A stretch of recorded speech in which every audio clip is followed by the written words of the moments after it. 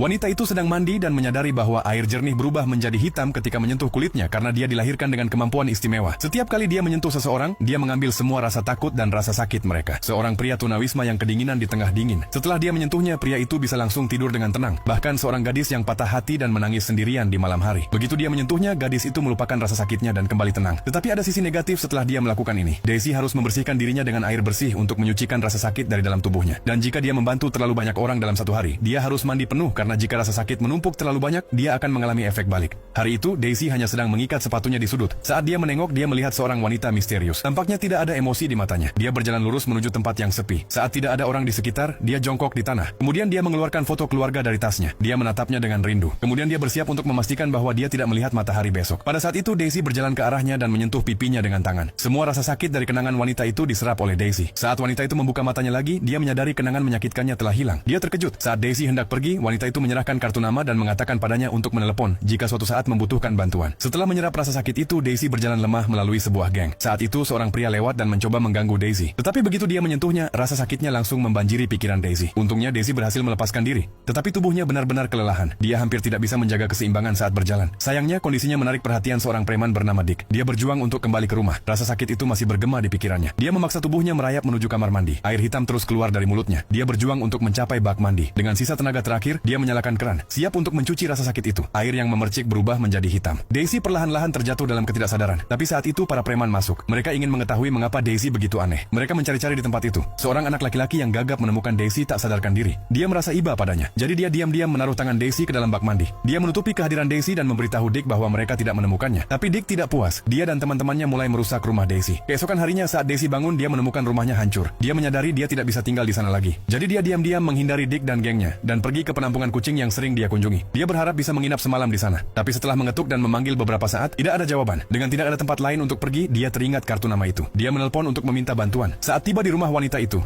sangat gembira. Daisy merasakan sesuatu yang belum pernah dia rasakan sebelumnya. Rasanya seolah dia benar-benar berada di tempat itu. Sementara itu, putra wanita itu juga merasakan sesuatu yang aneh. Seolah Daisy memiliki kekuatan yang menariknya. Dia melihat sekeliling dan matanya bertemu dengan mata Daisy. Sebuah emosi yang berat dan terpendam muncul di antara mereka. Jeff berjalan menghampiri Daisy. Meskipun dia mulai gagap, itu tidak menghentikan tindakannya. Dia bahkan memasukkan sushi langsung ke mulut Daisy. Dan saat dia meminta maaf, dia tanpa sadar menggenggam tangan Daisy. Saat tangan mereka saling menggenggam erat, hati mereka berdua menjadi tenang. Saat itu wanita itu masuk bersama seorang temannya. Dia berharap Daisy juga bisa membantunya. Untuk menghindari mengganggu pesta, mereka masuk ke sebuah ruangan. Teman wanita itu kehilangan anaknya dan telah hidup dalam kesakitan sejak saat itu. Daisy setuju untuk membantunya. Dia perlahan mendekati wanita itu. Saat tangannya menyentuh wanita itu, semua kenangan menyakitkan itu masuk ke pikirannya. Setelah Daisy menyerap semuanya, dia duduk lemah dan Jeff melihat semuanya dari luar jendela. Setelah itu Daisy bersiap untuk pergi. Dia sangat perlu mencuci rasa sakit itu.